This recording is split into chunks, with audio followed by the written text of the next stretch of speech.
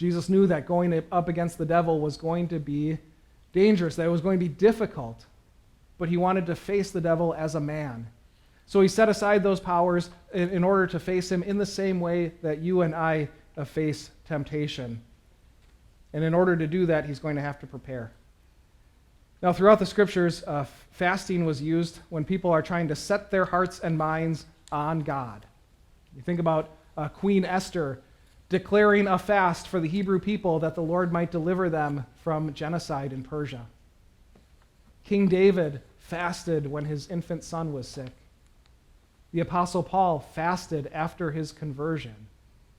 The fasting is when people are emptying themselves of their strength so that they learn to rely wholly on God and on his strength and on his grace and mercy. It's not expected of God's people in the same way that things like prayer or worship are expected of God's people. In fact, someone even asked Jesus, hey, why are all the Pharisees and teachers of the law fasting, but you and your disciples do not? So fasting isn't something that's commanded, but it can often be something that is beneficial. It's recognized as a spiritual discipline, often accompanied by prayer. So for 40 days and 40 nights, that's what Jesus is doing. He is fasting. Now that seems like an impossibly long time, doesn't it? Not quite. According to research, people can live that long without food. 40 days, that's just about the limit, actually, that the researchers say. You can go about 40 days. That's about how long you can go.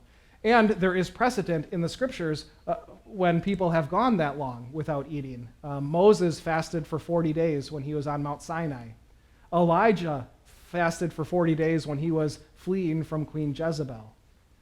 So there is precedence for this, and Jesus is fasting for that long, and at the end of it, he's hungry, it says. Of course he was hungry.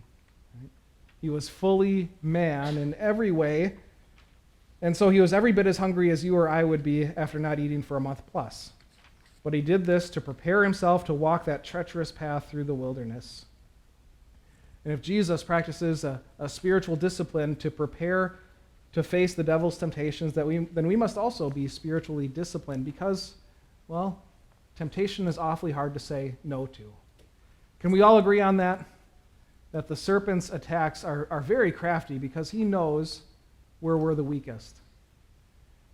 To prepare to face those temptations, it's important to set aside some time for some spiritual discipline.